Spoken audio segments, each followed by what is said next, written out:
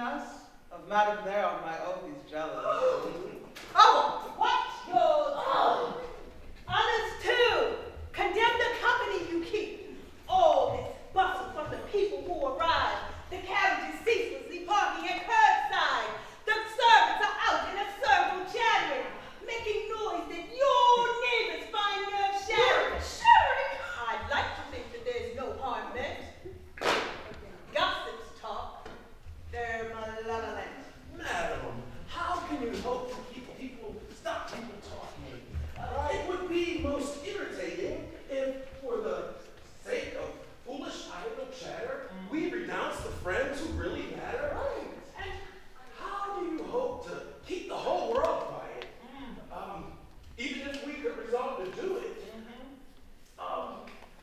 no castle walls could defend against lies, so let's ignore the fools who criticize and strive to live in innocence and ease, letting gossips gossip as they please. Right. Daphne, our neighbor, and her petty spouse, weren't they the ones who slandered this house? I think they were. No. Those who the whole world find ridiculous are always first in line to stick it to us. Oh, they always snip out and swiftly share the earliest rumor of a love affair, sowing seeds of scandal with eager expedition and twisting truth past all recognition. In their own colors, they paint all others, brazenly calling all men their brothers. In the faint hope of finding some resemblance, they try to give a gloss of innocence to their schemes, and to make others share the burden of blame that is only theirs. Ooh, this hair splitting is off the subject. Orange lives a life that is perfect. Perfect. And I hear that she deeply mourns the way you all live here. The lady herself is quite an example. You want a chaste life? Oh, she's a nice sample. But old age has stuck her in a zealous mood, and everybody knows she's a reluctant prude. Because as long as she could snare a man's heart, she was more than willing to play her part. But now that her eyes have lost her luster, she leaves the world that already left her and uses a pompous veil of phony wisdom to hide the fact that her looks are gone. Oh, here's the last resort of the aging flirt. So peeved at having no man at her skirt, that alone and abandoned to solitude, her only resort is to become, say with me, a prude. And these gentle women, oh, they cause such great severity, nor do they pardon much. They biliously blame immorality, not from charity, but only from envy, that others are drinking in that pleasure from which old age now drains their measure. Such idle tales form silly songs. In your home, my dear, I've been silenced too long. But like a crapshooter with the die, Madame won't give up her turn. Now my chance has come. I applaud my son's great wisdom in opening his home to this holy person who's in heaven sent to meet your needs, in turning from evil to God's holy deeds.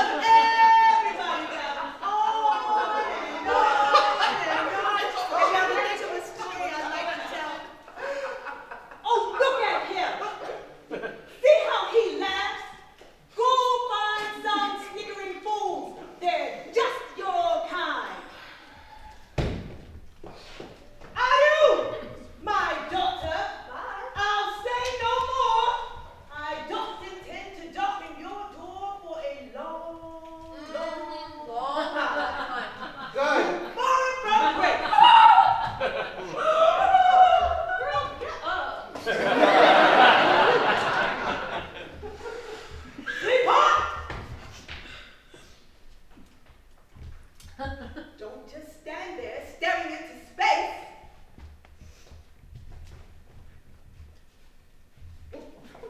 Wow.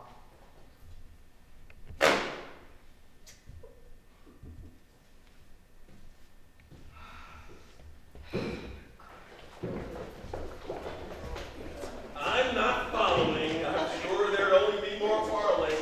How the hell Meredith? Oh, how I regret that she can't hear you use that epithet. She tell you like what she thinks of your wit, and that she's not old enough to merit it. What a fuss she made about nearly nothing. And what a passion for Tartuffe, her darling. Oh, really? She's normal compared to her son. If you could see him, you'd say, here's one who's nuts. During the war, he seemed quite sage, and in serving his prince showed some courage. But now, he's become an absolute fool. No. Yes, since he gave himself up to Tartuffe's rule. He calls him his brother and the love of his life.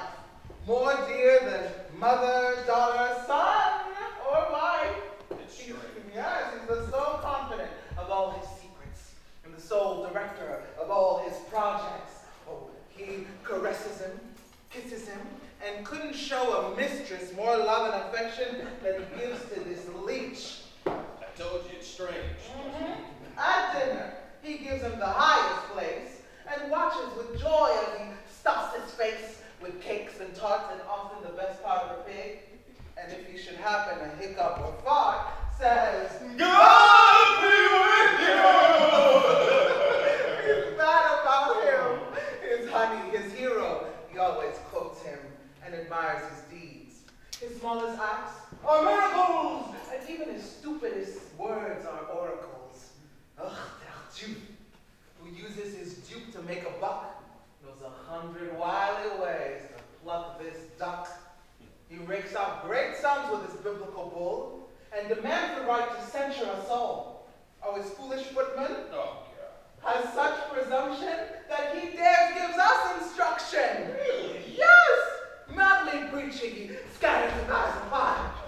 Our rouge, our ribbons, and our best attire.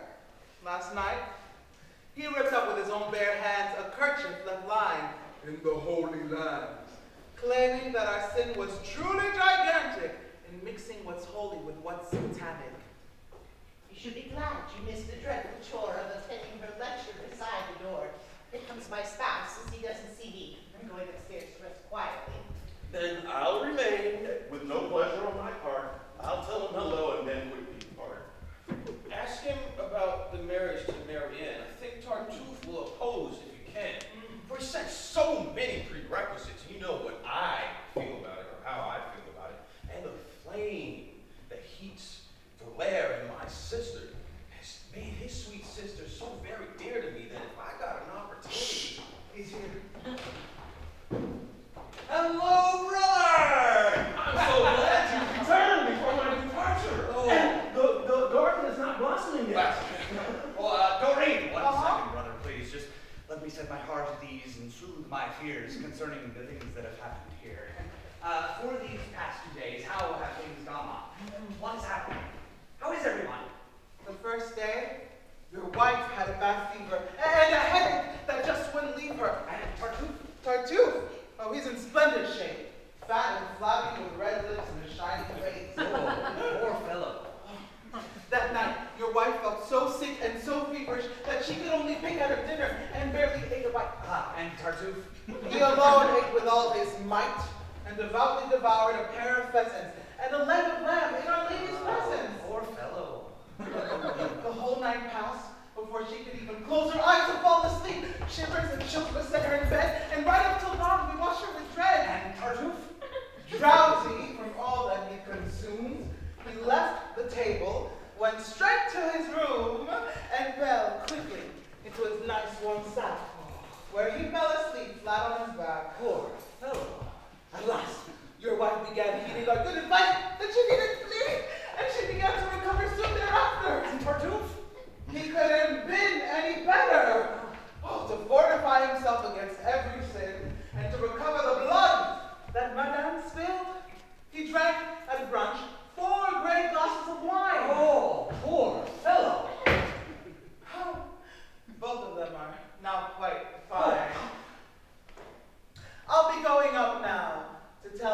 wife of your great concern in the strife of her life.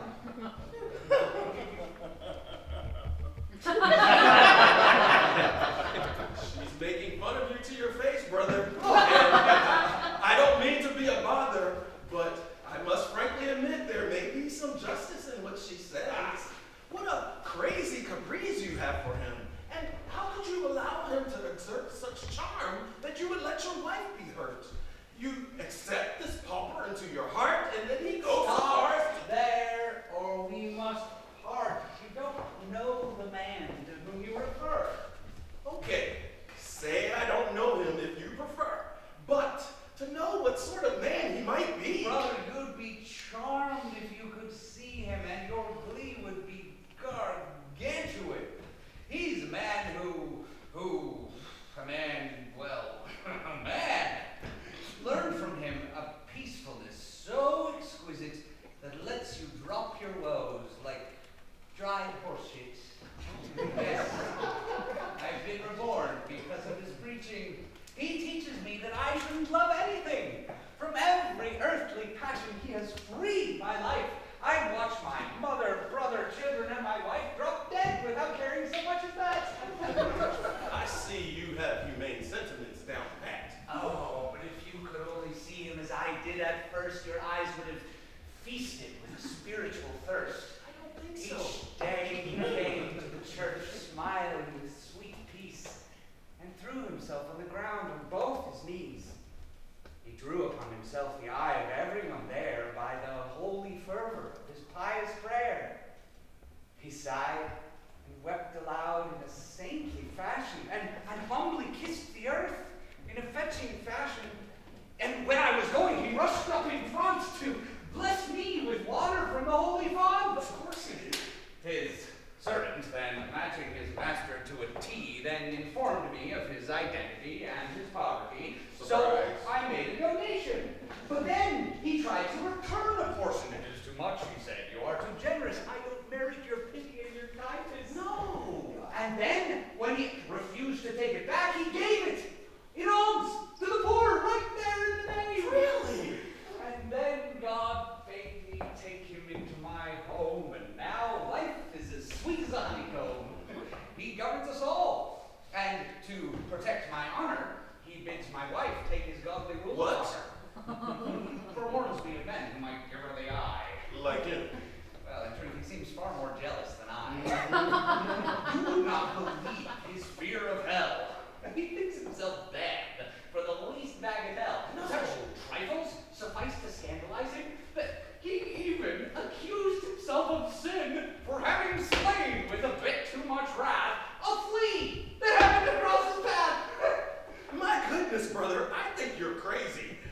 Do you really? How do you pretend to believe this pure rot? Brother, your words reek of that free thought with which I find you more of a bit impeached. And as I have 10 times or more clearly preached, you will soon find yourself in a wicked bind. Now, this is the normal jargon of your kind. They want everyone to be as blind as they are. To be clear-sighted is to be in error. And those that reject their vain hypocrisy have no respect for faith and sanctity. Go on with your tart sermon, scarcely smart. I know what I'm saying, and God sees my heart. I'm not a slave to your silly ceremony. There's such thing as fake piety, like fake bravery. Just as one sees when honor calls us, the bravest men never make the most fuss. And so too, the good Christians whom we should follow are never the ones that find life so hard to swallow. What now? Do we not differentiate between hypocrisy and true devotion? Would you prefer to use the same commonplace for a mere mask and a true face? To equate artifice with reality or with sincerity is to confound appearance and reality. To admire a shadow the way that you do is to prefer counterfeit money to true. These days,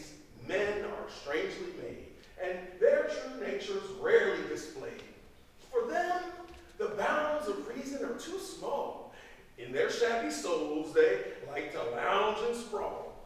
They will often ruin a noble deed with their urge for excess and reckless speed. But, brother, all of this is idle chatter. Truly, you are a renowned teacher. With all the world's knowledge in your coffer, you are the only oracle, the wisest sage, the enlightened one, the Cato of our age. And next to you, all other men are dumb. Brother, I know I'm not the wisest one, nor the most learned man in Christendom, but in moral matters, my greatest coup is to differentiate false from true. And since I know of no heroes about more to be praised than the truly devout, and nothing at all with greater appeal than the holy fervor of saintly zeal, so too nothing can be more odious than the whitewashed face of a zeal that's specious, or these frank charlatans seeking places, whose false and sacrilegious double faces exploit our love of God and make a game of our reverence for Christ's holy name. These people who, with a shopkeeper's soul, make cheap trinkets to trade on the credo and hope to purchase credit and favor bought with sly winks and affected fervor. These people, I say, whose uncommon hurry on the path to heaven leads through their treasury, who, writhing and praying, demand a profit each day and call for retreat while pocketing their pay, who know how to tally their zeal with their vices, faithless, vindictive, full of artifices. To ruin someone, they'll conceal their judgment under a capacious cloak of godly contentment.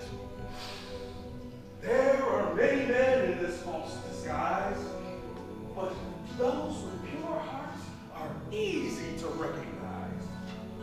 At our age, my friend, it's been brought in plain sight. Many glorious examples of what is right. Look at Aristotle, or Periander, Arons, Alcidamus, or Platonus. Their title is one all agree to. They decline fanfare for their virtue. They don't indulge in vain ostentation. Their humane faith finds form in moderation. They never cast a censure all of our actions, for they see the vain pride in such transactions. And leaving boastful rhetoric to others, by their own actions they reprove their brothers. The appearance of evil is no concern of theirs. They always cast the best light on others' affairs. They plot no intrigues, seek no one to please. Their only concern is to live in peace. They never cause a sinner's chagrin. Their abhorrence is only at sin. And they never take the side of God more extremely than God himself, who can act supremely. These are my models, and these are their ways. Such examples are that most merit praise, but your man, in truth, is not made of such steel. In good faith, perhaps, you praise his great zeal, but I think you are dazed by his meaningless glitter.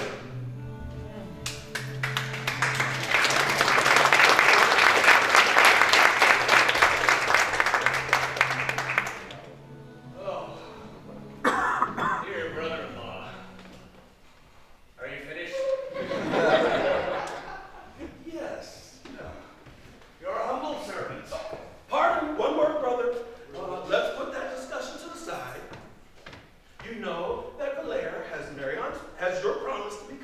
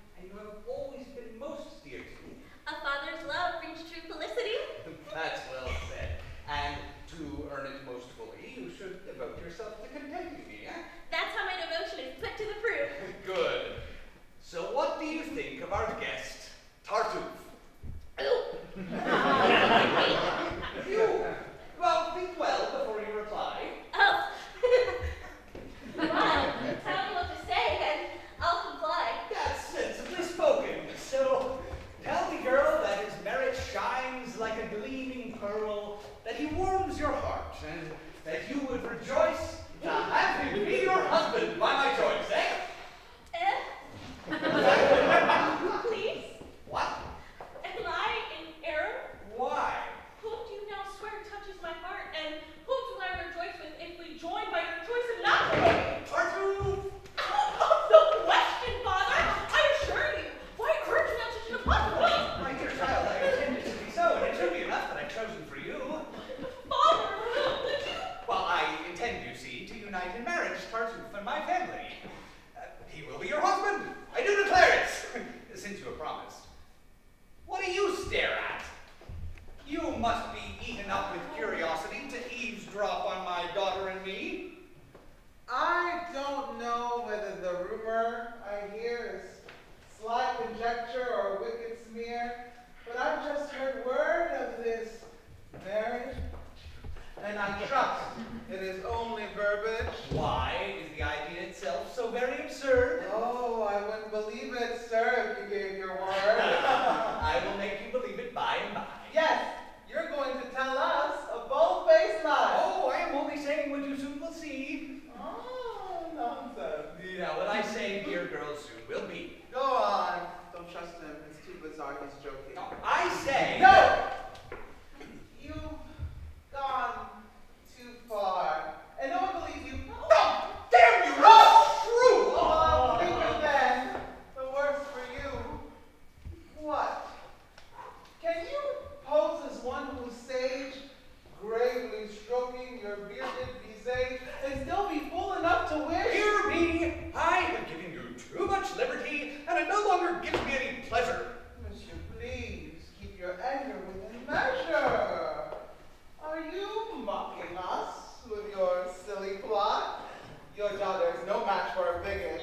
Well, he has other schemes to worry about. What would you gain if she went this loud? With your wealth, what benefit would it bring to pick a bum? Say he has nothing. For that reason, you should revere him the more. He is a holy man, and nobly poor. And it raises him up to greater grandeur that he has renounced all wealth by his pure detachment from the merely temporal, and his powerful love for the eternal. But my assistance may give him the means to restore his lands and remove his liens. What? He's a man of repute in the land of his birth, and even as he is, he's a man of worth. Yes, so he tells us. But his vanity does not sit so well with true piety. A man, pleased with simple sanctity, needn't vaunt his name and dignity, and a humility born of devotion suffers beneath such blatant ambition. What good is his pride? But perhaps I digress. Let's speak of the man, not his nobleness. Can you bestow without feeling like a rat? A girl like this on a man like that? And can't you think of propriety and foresee the end with anxiety? And we know some girls cannot remain chaste if their husband's tush is not to their taste. And the best laid plans for an honest life are somewhat easier for the best laid wife. Oh, and many a man with a horned head has driven his wife to another man's bed. And it's entirely too much to ask a wife be faithful to a flabby ass. And one who gives a girl to a man she hates is guilty before God for all her mistakes. Consider the perils you expose yourself to. So, you think I should learn how to live from you? Oh, you could do worse than follow my command. Oh, dear daughter, do drop this maid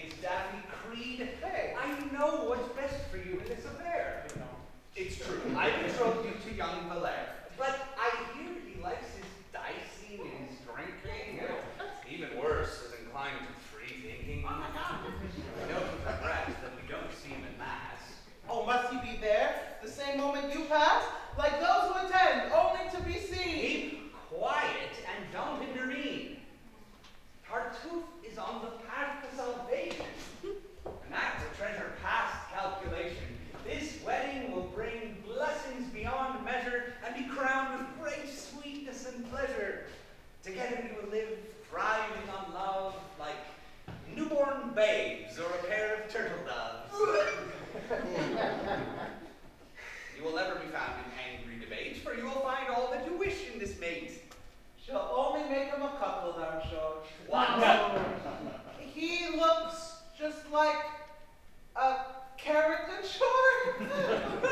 And his fate, monsieur, will only make him an ass, no matter how much virtue your daughter has. Keep quiet and remember your place and quit sticking your nose in my face. I'm only trying, sir, to protect you. You're very kind, but please shut up. Do. If I didn't like you. Oh, I don't need liking. But I will like you, sir, despite your griping. Oh.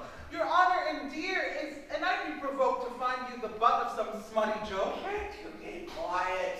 In all good conscience, it would be a shame to foster such an alliance. Shut up, you viper! You brazen traits! What? You've been reborn and you give way to hate? Yes, your twaddle has made me quite high-strung, and now I insist that you hold your tongue. All right, but I'll think in silence, nonetheless. Oh, think if you wish, but strive for success at shutting your mouth. Or beware. Throw it away. Let's see. I have weighed everything quite maturely. I hate the silence. And without being smug, I'll say that Tartuffe's face is Yes, one as a farmer. that even if you forgot his other traits, you would There, sorry, law.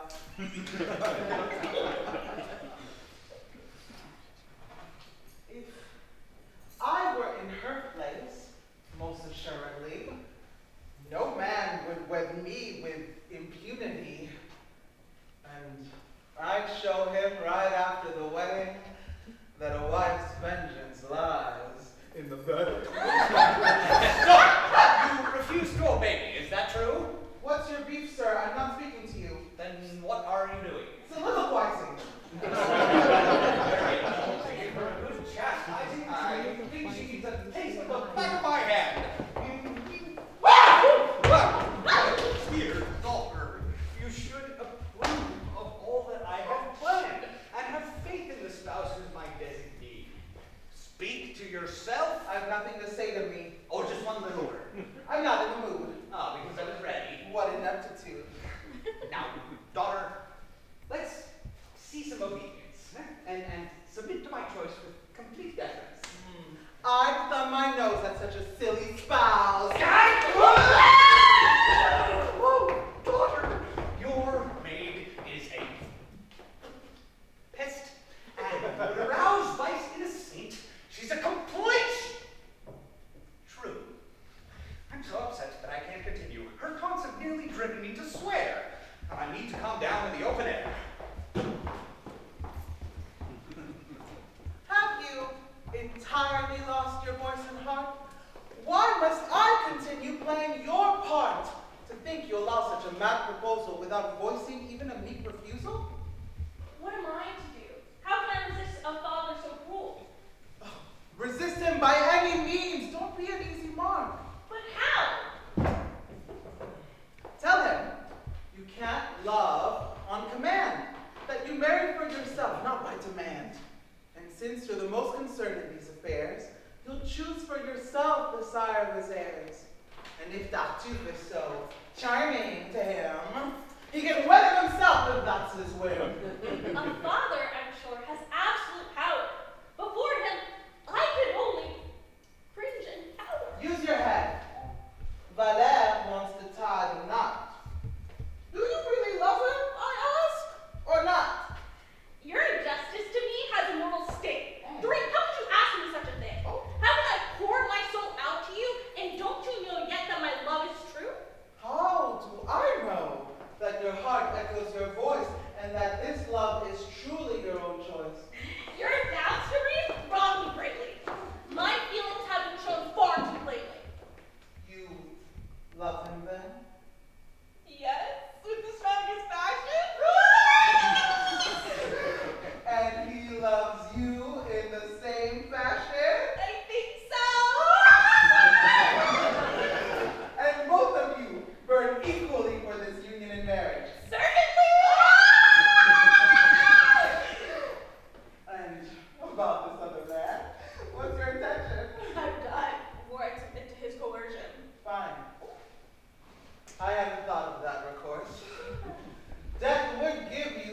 forcible divorce.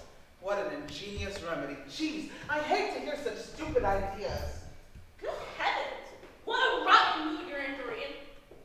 You have no pity for my pain. Oh, I have no sympathy for foolishness and those who meet a crisis with such weakness. What am I to do? I was born frail. Oh, a woman in love needs a heart of steel. Haven't I kept it free from my lover, whose task it is to winning from my father? What? If your father is a mad fanatic whose love for Tartuffe is completely lunatic, and who is blocking the match you're now bewailing, is your lover to be damned for fear? Am I to display how deeply I'm bitten by rejecting Tartuffe like the one who was bitten? Am I, because of Valaire's strength and beauty, to renounce my honesty and duty? And would you have me show my heart to all? No, not at all. I am wrong to forestall your marriage to Tartuffe, and my defiance is apparent in barring such an alliance. Oh, why should I stop something so advantageous?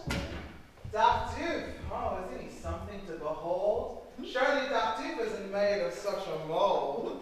If rightly viewed as to make a person laugh, 'twould be an honor to be his better half. The whole world already crowns him with glory, both in character and physique. Oh, he's laudatory. He has red ears and a florid, flushing face. With him for a mate, I'd live in joyful grace. Oh, dear God. What? Oh, desire you'll feel within to know your way to a man like him. Oh, please stop her talking and show me ways to avoid this marriage. You've said enough. I'm ready to be led. No! A good daughter must obey her dad, even if he desires for her to make love to a knave. What are you complaining of? You will proceed to his little villa, where you will have your absolute fill of uncles and cousins to be entertained. Right away, you'll move among the most urbane of hicks. You'll make an overture to the wives of the judge and the tax assessor, who will kindly sit you in a folding chair. Yeah, right away. Oh, you may hope during carnival, you may hope to find there a ball with 2 bagpipes for an orchestra and maybe some puppets and a tiny gorilla. Oh, but your husband, if he just Please, walks. you're killing me. Help me avoid this catastrophe.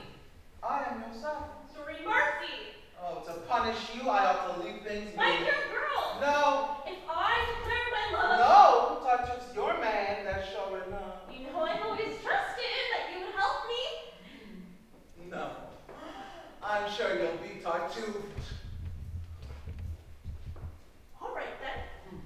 Since my fate no longer moves you, henceforth you shall see me alone and blue. And from my deep sorrow, my heart will draw to thee. And I know an absolute cure for my grief. Whoa! I'm not really angry. Come back to. In spite of everything, I pity you. Doreen, if I am to be the one you crucified, you shall see how quickly I thrive. Don't torture yourself. We can easily block them. But wait, I think that's Valère. God is seeming a little pity, my dear. News to me, and very pretty, What? that you will marry Tartuffe. It is true that my father has such a plan in view, Your father? has altered his inclination. Through him, all of this has come to my attention. What? Seriously? Yes. Seriously, he wants this wedding quite decidedly. And how does your heart respond to this plan, madam? I don't know. Your response is plain. You don't know. No. No. What do you recommend? I recommend that you accept this husband. You recommend that? Yes, Really? I do. A wonderful choice. Well, with attending to. Very well. That's advice, sir, that I'll accept. I doubt it taking it causes you regret. No more regret than giving it causes you. I gave it thinking pleasure would ensue. And I'll take it simply to please you.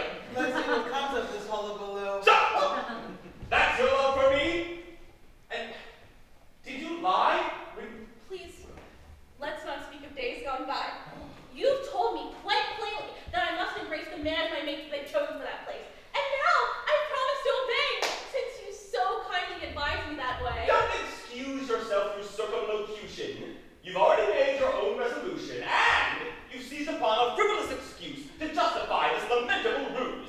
Quite true, and well said. No doubt, and your soul, never lost for love of me, its self-control. Alas, you may as well be thinking so. Yes, I may think so. But my broken heart foresees you too suffering from love's dart. I know to whom I'll take my heart in hand. And the love that merit can command. Dear God, let's leave merit to one side. I haven't much of it, as you've signified. But I know where there's a woman, soft-eyed and open-hearted. And this double cross may make her more inclined to recompense my loss. The loss isn't great, and your nonetheless will soon lead you to find the end. I'll do my best, and that you can be sure. When one is forgotten, it's hard to endure. And so, I must make myself forget. If I can't do it, I'll make it. And yet, I could never forgive my own servility if I kept loving one who abandoned me. No, indeed. I wish the very thing were to happen right now. You too. Yes. That's enough insults from you, madame. And now, I bid you adieu. Very well. At least remember that you are the one who forced me down this avenue. Yes. And I am doing nothing more than following the path you took before. So bad! But I'm doing what you want. Good. I'm leaving forever! That's a short jaunt! The sooner.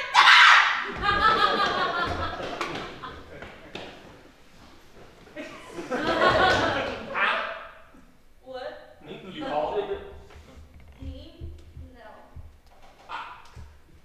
Well, then, I'll soon be abroad. Adieu, madame. Adieu. Oh, I think perchance you've lost your mind through extravagance, and I've only allowed this to go on to see what folly you might spawn. Hey, brother, And what do you want, Doreen? come here. No, I'm too mad. Don't intervene. She wishes me to drain this bitter cup. Stop. No!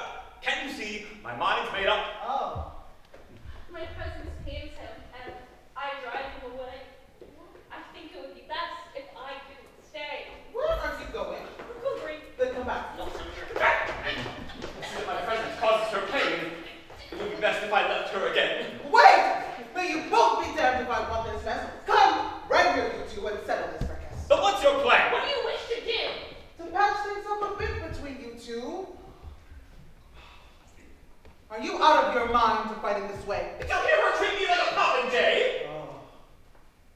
Are you mad to have gotten so enraged? Did you see what happened? It can't be assuaged. You're both dunces! She wants nothing more than to be the one woman you adore. He loves you alone. And to make you his wife is his only desire. I swear on my life. How then could you give me such bad advice? And how could you demand it? Was that wise? You're both insane! Now give your hands to me. What for? Come. There. Now you. Don't you see? What is the Lord, quick, come on!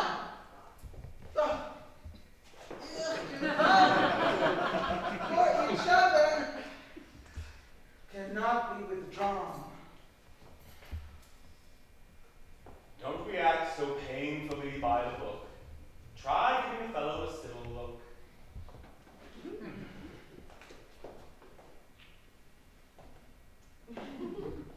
All lovers are crazy. It's sad but true.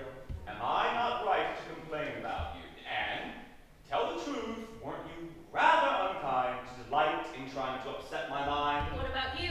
Aren't you the bigger and greater? Let's wait until later for this debate and try instead to stop this marriage. Tell us then what we can use for leverage.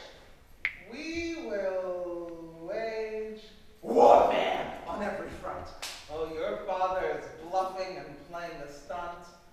But, excusez-moi, désolé, merci.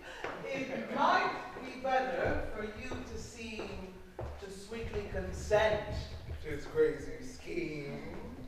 Oh, so that no matter what the future may bring, you can postpone and postpone and postpone this wedding. By gaining time, we gain our remedy. Oh, sometimes you'll feign a strange malady whose sudden onset has caused some delay. Sometimes an ill omen has caused you dismay.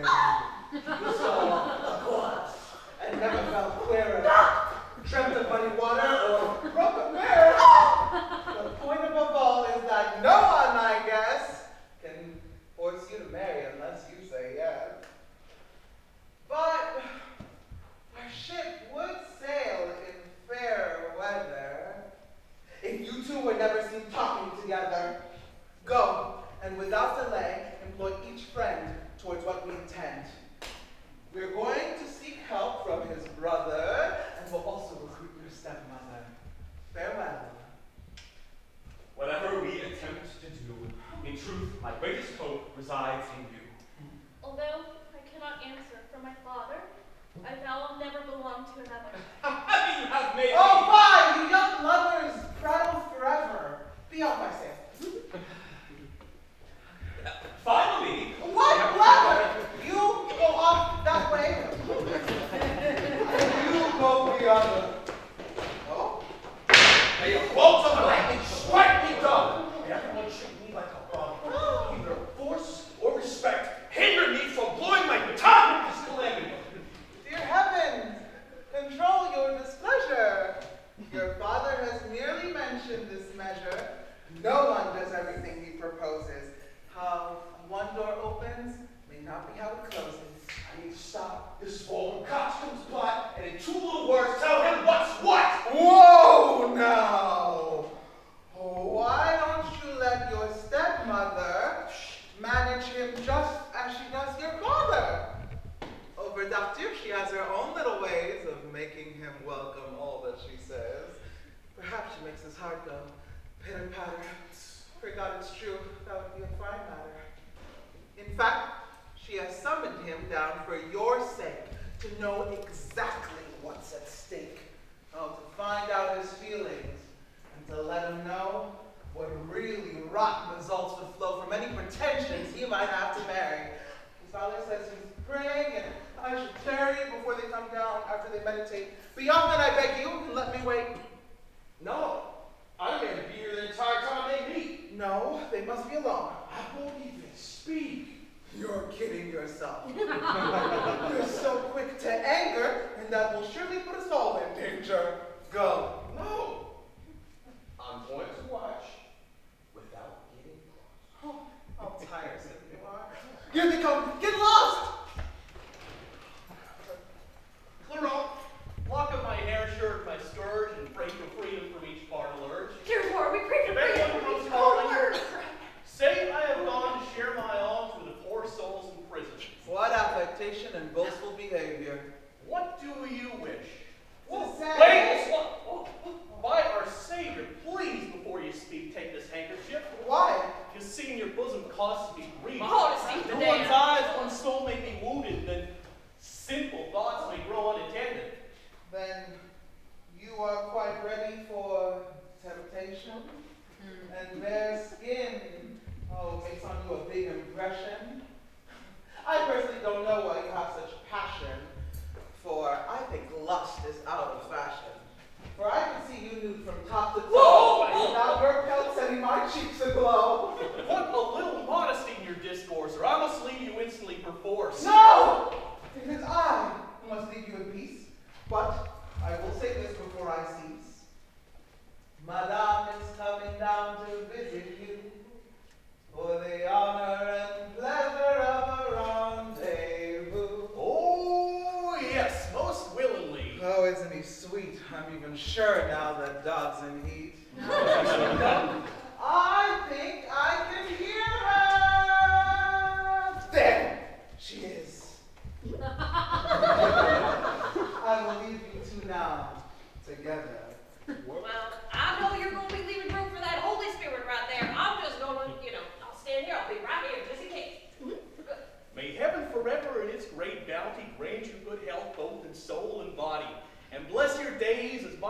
desires for is the humblest of those your love inspires. I'm much obliged for your kindest wishes, but please, let us be seated and put ourselves at ease. Have you quite recovered from your illness? Yes, my headache quickly lost its sharpness. I'm right here. I'm looking out the window.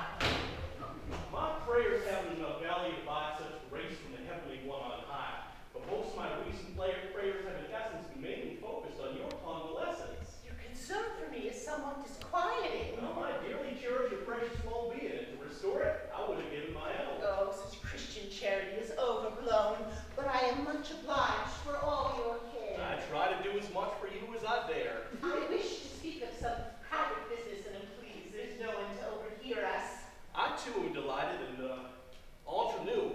It's very sweet being one-on-one with you. For this also have I begged the deity, but only now has he granted it to me. I recite when an encounter between us two, where your whole heart is open through and through. In exchange for this unique blessing, I desire only to reveal to you my whole soul, and to swear that all my preaching about your guest, though perhaps overreaching, was not caused by any anger or hate, but rather by a zeal that's passionate and pure. I wholly understand and declare my belief that you seek only my welfare. Yes, madame, 'tis true, my devotion is such, Oh, yeah, hurt me. passion pushes me too much. I never wanted to hurt you, I swear, and I would rather. Why is your hand there? I'm feeling your dress. Such fine dignity. Please let me go. You're tickling me. Good Lord, this workmanship is marvelous. Nowadays is miraculous. I've never seen anything quite so fine. That's true. But let's speak of this concern of mine. I hear that my husband may be breaking his word and giving you his daughter. What have you heard? In truth, madame, some such words did transpire, but that is not the joy to which I aspire. And I see elsewhere those splendid attractions which I seek to attain through all my actions. So all your earthly love has been overthrown? My breast does not hold a heart made of stone. I'm sure that your thoughts are on salvation, and nothing less holds any fascination. The love that attracts us to what's eternal does not stop our love for the merely temporal. Our senses can be quite easily charmed by the perfect earthly works that God has formed.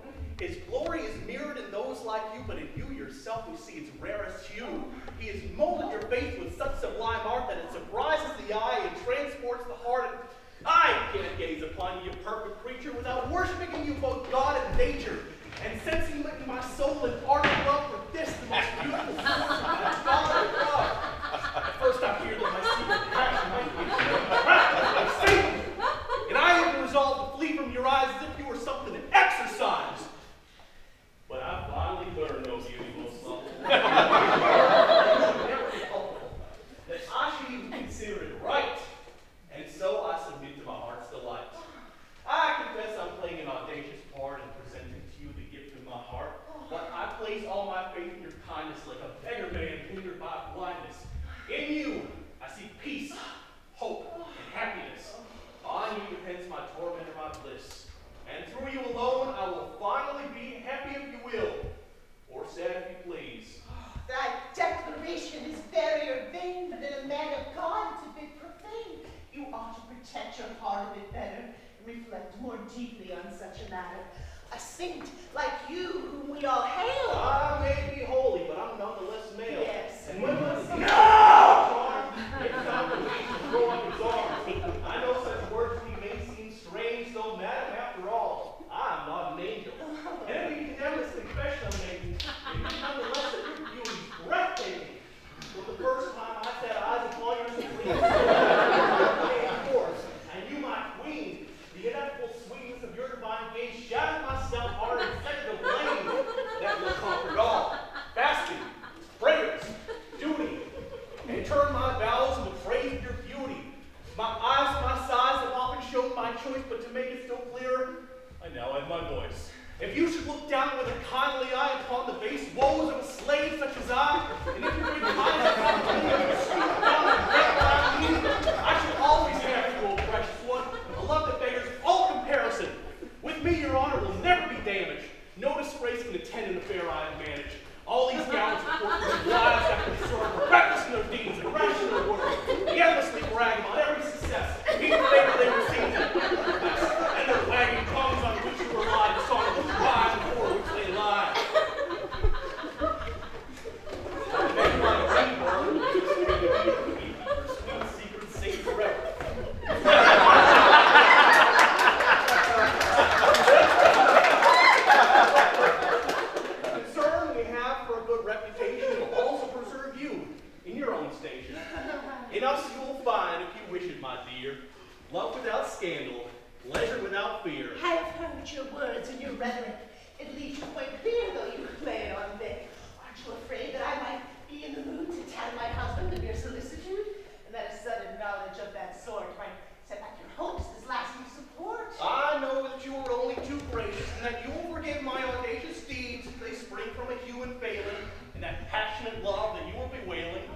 there you will reflect when you view things afresh that I'm not blind and a man's only flesh. Others might think differently, I suppose, but discretion prevails, and I won't expose this matter to my spouse. In return, it is true, I do want one little favor from you. Oh? To push forward, without any sly snare, the wedding of Marianne and the Laird, pronounce on your own the unjust account that would enrich you with another's dower and... Gotcha, bitch! What the? No, madam, no. All this must be exposed. By hiding here, I've heard all he proposed. And God, in his goodness, has guided me to confound that boy Sebastian's treachery and find a way to take my vengeance for his hypocrisy and his insolence, to wake up my father and justly screw this scumbag who wants to make love to you. No, to me it's enough. If he has striven to reform and merit the pardon I've given, don't make me retract what I have allowed. I don't choose to discuss scandal out loud. We women laugh at these masculine foibles and never plague our maid with paltry troubles. You have your own reasons for doing so. I have my reasons for my quid pro quo. The very thought of sparing him is a joke, and the insolent pride of that base bloke that's trying too often over my just right and sowing too much trouble along my path. That liar has had too much hold of my old man, blocking both my love and that of Marianne. His perfidy must be brought to the light of day, for that God gives us right way. For this occasion, I thank the good Lord. It is far too lucky to be ignored, and the only way to deserve to lose it is to have it in hand and not use it. But to me, No, my mind is made up. It is time to rejoice and fill up the cup. And you're trying in vain to obligate me to give up the pleasure of my victory? Ha! No. I'm going to expose this affair without delay. This is just the thing that'll make my day. Father! Father! It may surprise and amuse you greatly to hear the news of what's been going on lately. Man, you're being well paid for all your caresses by your friend's response to those tendernesses. And his love is finally showing his hold and his eagerness to make you a couple. I've heard him here confess to your bride a love that is heartsick and dove-eyed. Yeah, at all costs, she hopes to remain discreet and preserve his secret. Because she's sweet. But I cannot bear this man's impudence. Besides, Father, my silence will cause you offense. yes, I would never disturb my husband's rest by reporting the words of a silly pest. My honor does not demand such a thing, since I am well able to resist flattering. You never would have spoken up against my view if I had any power over you. Oh, good God, what do I hear? Is this credible? Yes, rather I'm wicked and culpable. Oh, yeah. A sorry sinner full of iniquity, as great a wretch as there could ever be. My entire life has been soiled with evil. It's nothing but a massive simple upheaval. And I see that God has for my punishment chosen to mortify me with this event. Let them connect any crime with my name. I waive all offense and take all the blame. Believe what they tell me. Stoke up your wrath and rob me like a felon from your path. The shame that I bear cannot be too great, for I know I deserve a much worse fate. That's right, death. We deserve death. Lord.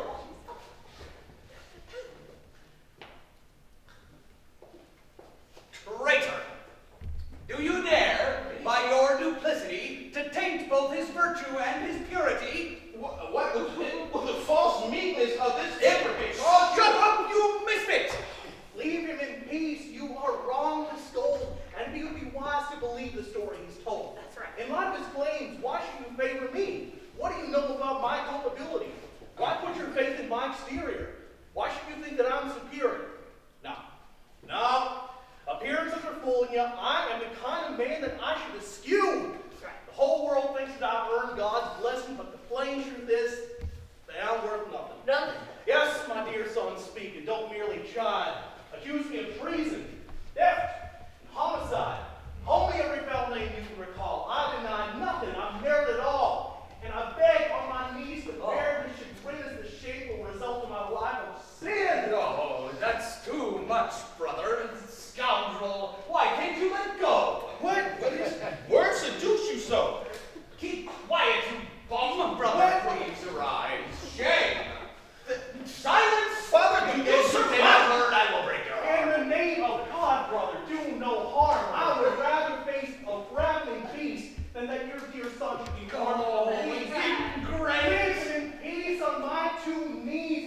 No! Give him your grace. Oh, wretch, see his goodness. Then, Father, Cease, I say. I know your motive in this foray. You all hate him. And now I see how my wife, my children, and the maid conspire against his life. You impudently try every trick you can to alienate me from this holy man. Well, the harder you try to drive him away, the harder I'll try to get him to stay. And I'll hasten his marriage to Marianne to demolish the pride of this whole clan. you force her to marry this fellow? Yes, this very night, to see you bellow. I defy you all. And I stand here to say that I am the master and you must obey. Come, now, retract, you foul pollution. Down on your knees and demand absolution. What? By whose pretense would you have me bound this man? Oh, so your impertinence persists. No, you scum. Come, escape. A staff, don't hold me back. Get out of my house and don't even knock. And never again let me see your face. What? Well, I'll go. Leave this place. I am cutting you off. And what is worse, I am leaving you with my heartfelt curse. Oh, to offend in that way a saintly man. Heavenly Lord, pardon him if you can. Oh, If you dear only Monsieur. saw with what pain I see them trying to blacken my Oh, name. alas! Oh, the mere thought of this ingratitude makes me suffer from a torture so cruel. Oh. The horror I feel. My soul longs to cry. I can't even speak, and I'm sure I will die. Villain! How I regret that I held my hand and did not crush you where you stand.